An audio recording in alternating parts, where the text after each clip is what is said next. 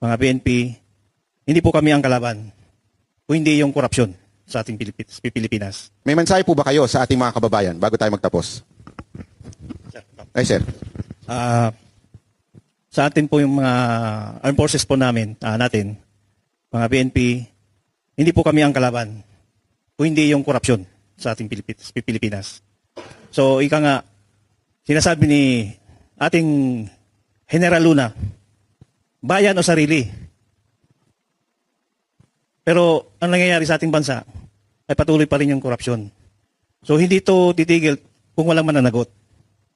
At sana naman, matuldukan na to kasi kung hindi ito matuldugan, tuloy-tuloy pa rin ito.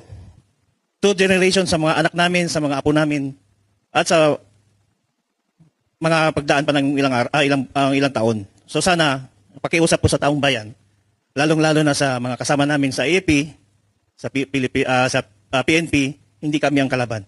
Korupsyon ang kalaban natin para matuldukan. Matapos na to. Yun lang po. Maraming salamat. Meron pa po bang gustong magdagdag?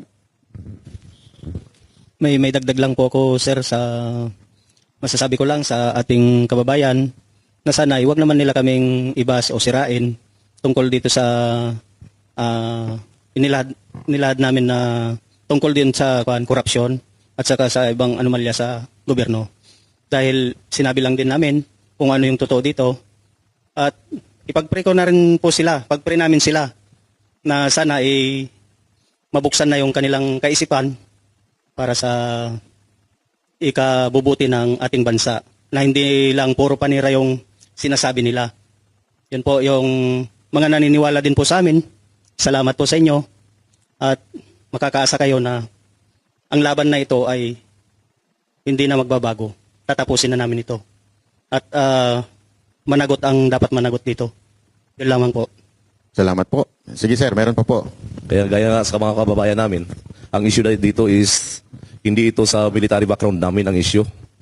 At lalong binababa yung credibility namin at moral namin. Ang issue dito is corruption ng bansang Pilipinas, especially the flood control.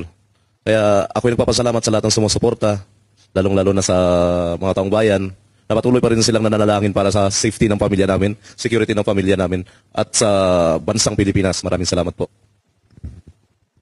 Sige po, ito si sir. Sa taong bayan po, suportahan mo lang po kami. Ituloyin namin yung laban po.